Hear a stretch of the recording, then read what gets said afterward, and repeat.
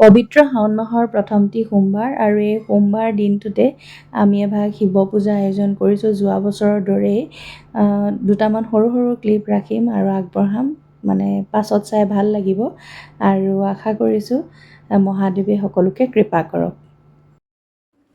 বাকী আমাৰ মেডামৰ ওলাই হ'ল নাই? দুবাৰ তিনিবাৰমান ওলালি হ'বলা তই এতিয়ালৈকে। মই মন্দিৰৰ পৰা আহিলোঁ কেনে তাৰপৰা হেৰি আকৌ গোটেই কাপোৰ কানি ঢিলা ঢুকা হৈ গ'ল স্কুটি চলাই। আকৌ এতিয়া সেইকাৰণে মানে ভালকৈ পিন্ধিছোঁ। আজি দায়িত্বটো দিছোঁ আৰু ধুনীয়াকৈ সম্পন্ন কৰিবা। নিশ্চয়কৈ। যোৱাবাৰ মা আহিছিলে এইটো দায়িত্ব পালন কৰিবলৈ। এবাৰ মাতিলে যা। গৈছোঁ এয়া পিছত পাতিম। সেইটো আকৌ নাহিলেই। নিৰ্দিষ্ট সময়ত খুৰা আহি পালেহি আৰু তেওঁ খুব নিয়াৰিকৈ নিজে কামবোৰ কৰি লয়, অকলে কৰি লয় সকলোবোৰ যা যোগাৰ।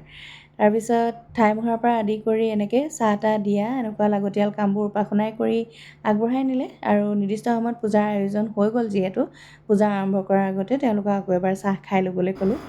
ওচৰৰ খুৰাও আহি পালেহি। তাৰপিছত আৰু ধুনীয়াকৈ সকলোৱে পূজা সেৱা সৎকাৰ কৰিলোঁ, ধুনীয়াকৈ প্ৰাৰ্থনা গালোঁ। এনেকৈ মই আকৌ পায়স বনাই আগবঢ়ালোঁ পূজালৈ বুলি প্ৰথমতেই। তাৰপিছত উপাসনা আৰু পৰিণীতাৰ দায়িত্ব আছিলে পুৰি আৰু চব্জি বনোৱাৰ। দুয়োজনীয়ে খুব ধুনীয়াকৈ সেইখিনি কাম কৰিলে দেই। উপাসনাই পুৰিৰ দায়িত্বটো ল'লে, তাৰপিছত চব্জি বনোৱাৰ দায়িত্ব গগৈয়ে ল'লে। ওচৰৰ ঘৰৰ যিসকলক নিমন্ত্ৰণ জনাইছিলোঁ তেওঁলোকো আহি উপস্থিত হ'লহি আৰু আমাৰ সময়মতে খুব ধুনীয়াকৈ পূজাভাগ সম্পন্ন হৈ গ'ল। এয়া প্ৰসাদ বিলোৱাৰ সময়, দদাইদেউয়ে প্ৰসাদ বিলাইছে, তেওঁলোকৰ খুৰীদেউয়ে পায়স বিলালে, ফুলা লুচি বনাইছে। মুঠতে পাকঘৰত খদম-দম। ৰ'বলৈ জেগা নাই। এইফালে এজনী ইয়াতে ৰুটি বেলিছে ওখখনত, দেখিছেনে বাৰু?